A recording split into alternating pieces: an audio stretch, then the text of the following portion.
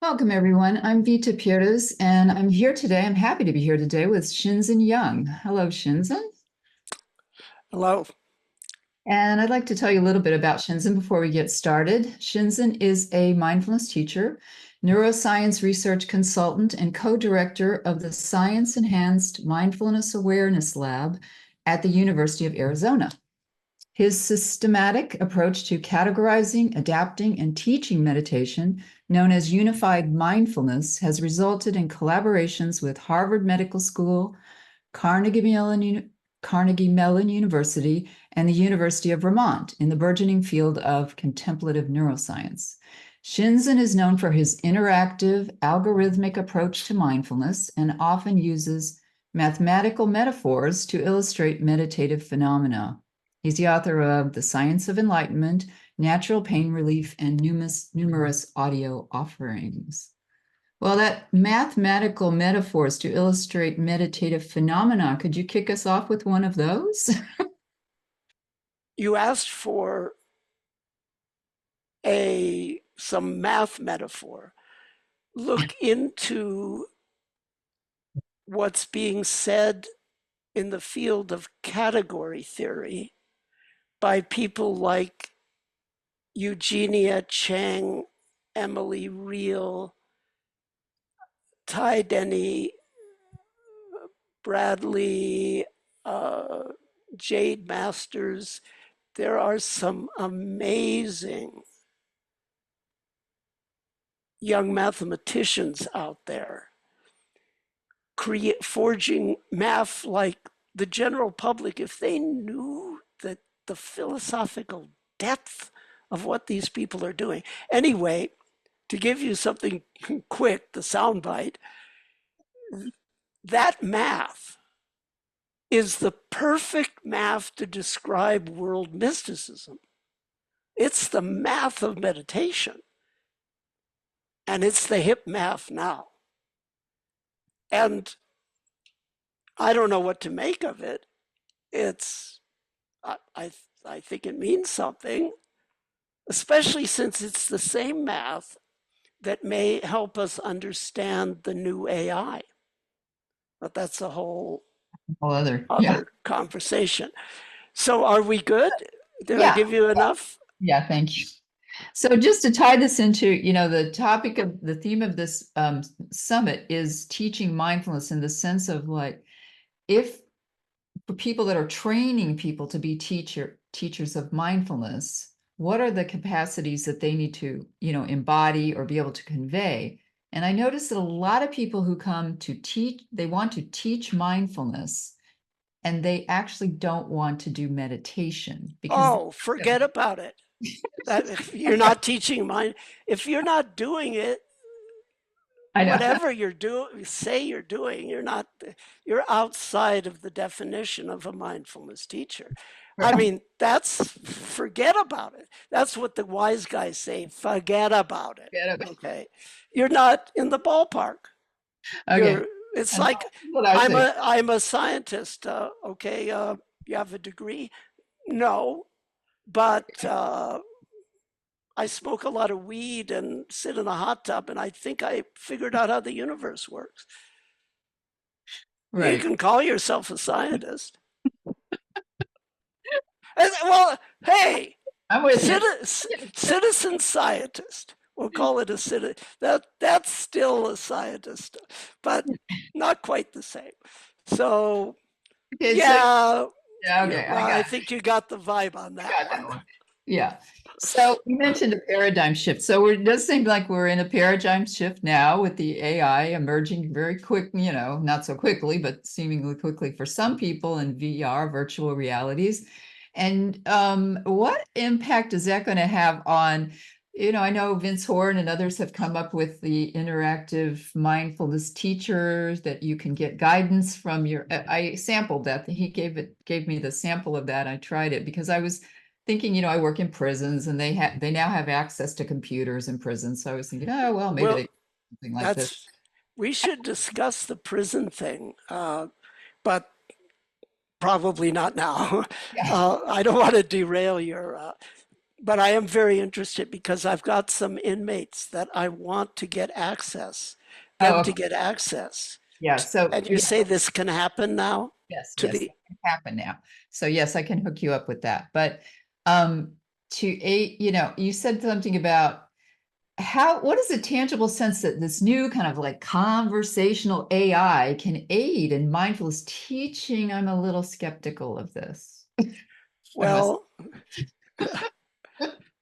well, don't go on record too much about this Okay. until you see what happens in the Okay. next decade. But um,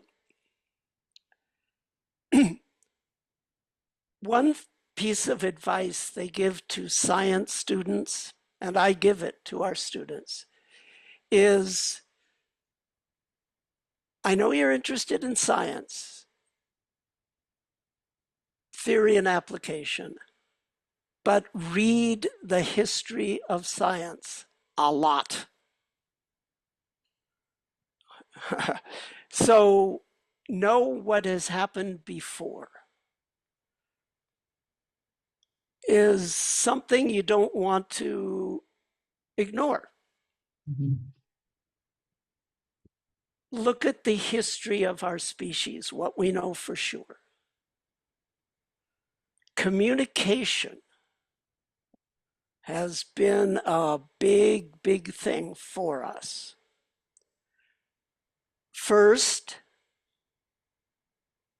the acquisition, the evolution of language. Yeah, there's communication, biological communication, semiotics in nature, sure. But grammatical languages with syntax, morphology, no, that's just us. And we know the brain changes, the skull and the vocal organs, the ears, everything had to change. And the archaeologists are sorting it out. There's a biological process that we went through, and wow, we've got language now. And then combine that with tools, we've got cooperation, we've got specialization, we're not just a family huddling in a cave, we've got a village, we got roads, we got crops, we're off and running. Then someone comes by and invents writing. Well, not quite that simple, but writing arises. The alphabet and other writing systems. I don't know if people are aware how awesome the history of the alphabet is. It was invented in essentially what is now Syria and Lebanon. Mhm. And it spread all the way to Japan. There's in Buddhism on the graves and things, they use Sanskrit. And it spread, of course, all the way through Europe and to the Americas. One invention from one little part of the Mediterranean. But anyway, writing completely changed us. What's next? The printing press. Invented in China, but the social implications happened in the West. Notice the trend here, it's all about language. Then the internet. No one saw that coming. Communication, language, and then graphical user interface. You're looking at me. This was sci-fi when I was a kid. Yeah. Dick Tracy had a wristwatch you could. Now that's a retro thing that costs you money to have a Dick Tracy that really works because everyone has one. In my lifetime, what we're doing now is sci-fi. But um, uh, that changed things. And now, smooth conversational interaction with something that very soon will be unless you've got some sort of expert thing going on, you're not going to be able to tell the difference. I mean, there'll be software that will spot the difference, hopefully, almost certainly, I would think. But it's already happened. They're accusing each other now in the elections of faking the candidates' voices and sending that. Oh, it's just the beginning. But don't worry. I think it's all going to end up in the good. Now, this mechanized reasoning, mechanized fact checking at a superhuman level already. And anyone for free can get access to 3.5, and anyone for $20 US, that's 4.0. And 4.0 will be free soon enough. There's a trend. So look at the trend here. Most of the big shaking things that have happened to our species are around verbal communication. There's always been in the spiritual communities a resistance to the next step in verbal technology. And then there's not a resistance because they realize, hey, I want to get in on this too. So originally scriptures weren't written down. That wasn't spiritual. You memorized it.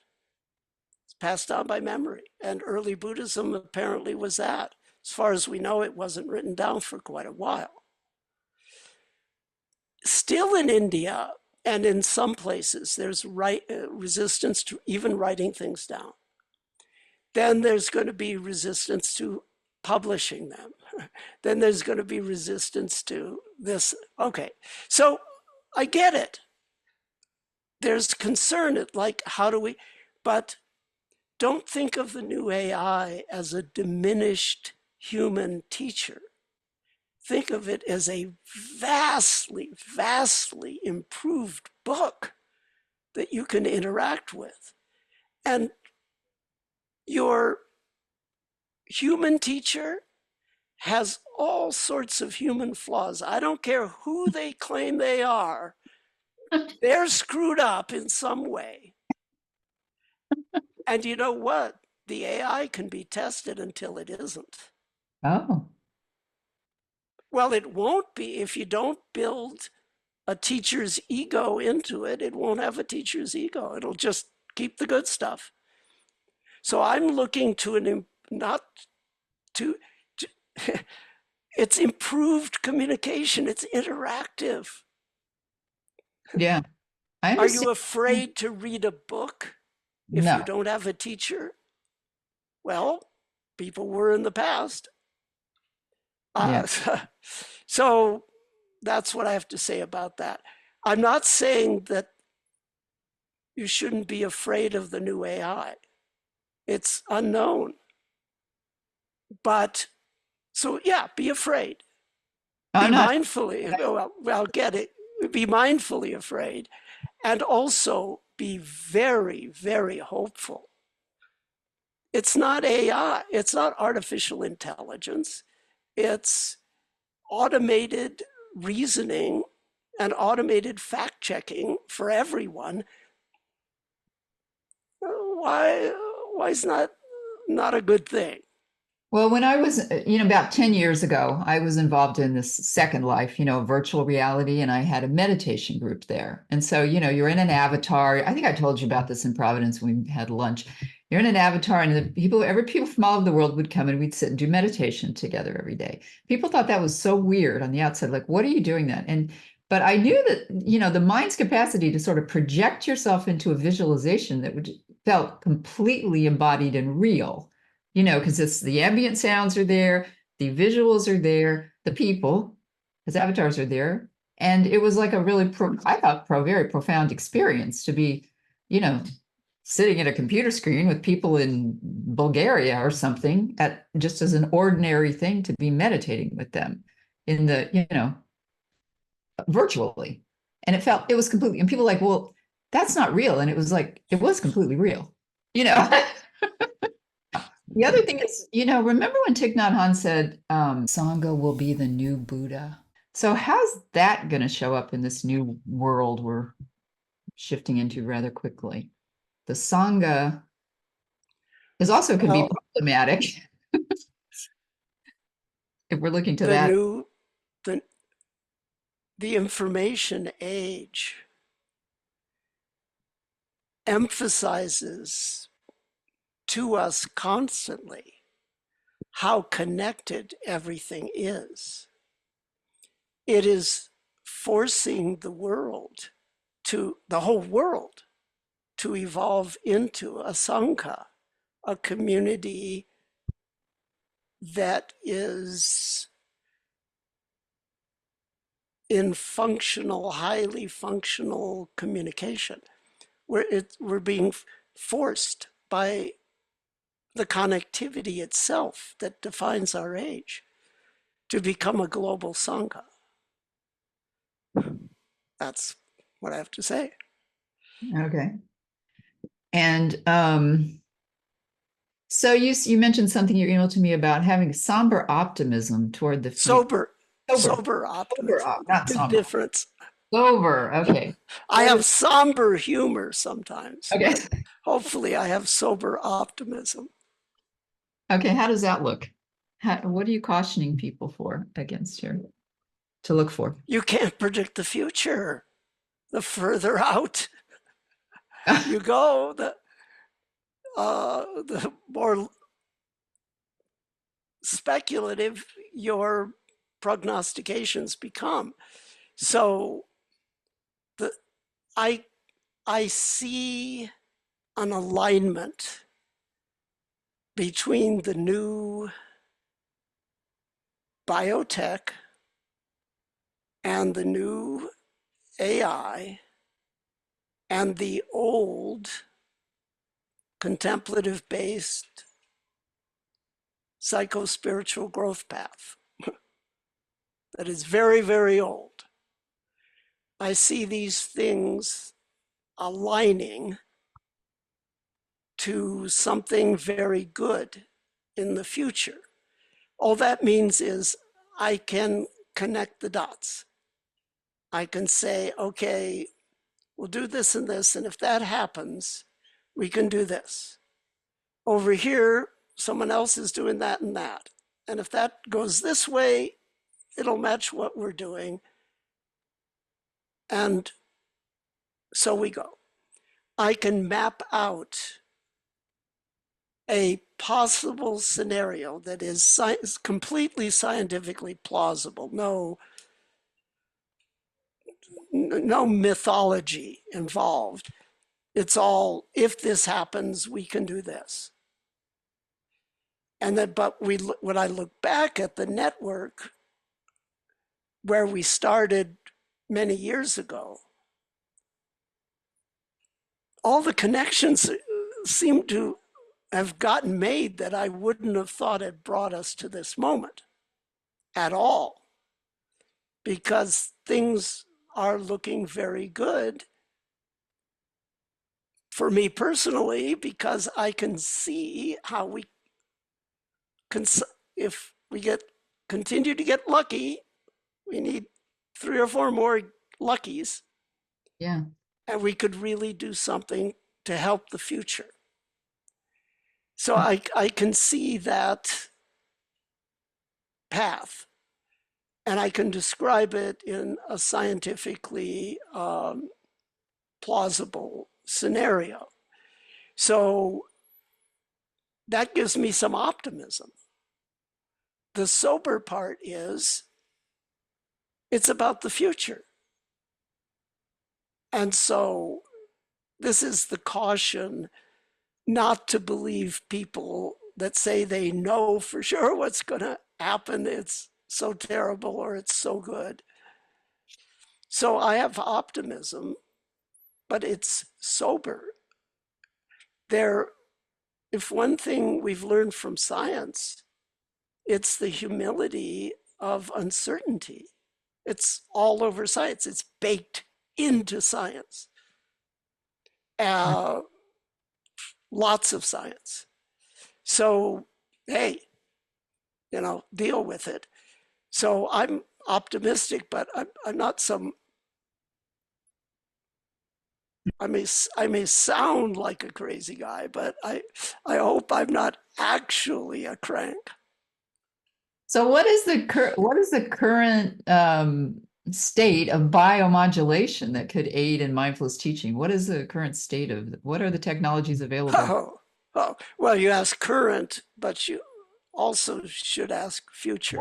Upcoming this, because when you're saying this depends on this, sounds like dependent origination in reverse, but what are we set up for now to have happen very shortly? Right now, Yeah.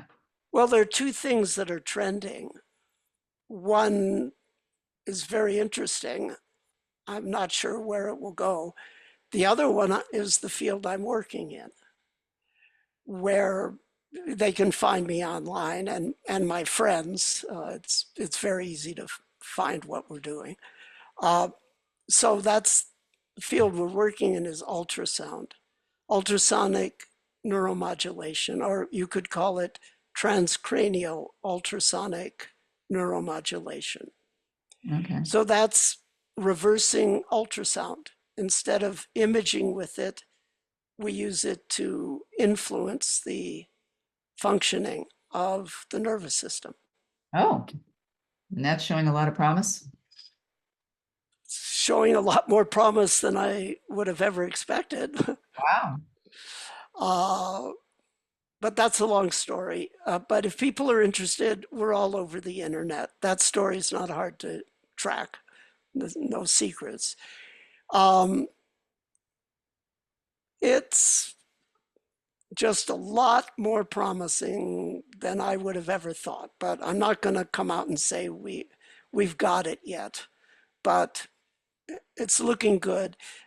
It may dramatically, if we get it right, we may be able to dramatically facilitate the acquisition of equanimity, even by beginners.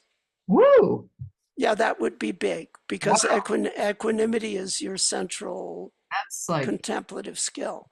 wow. So that's what we're shooting for.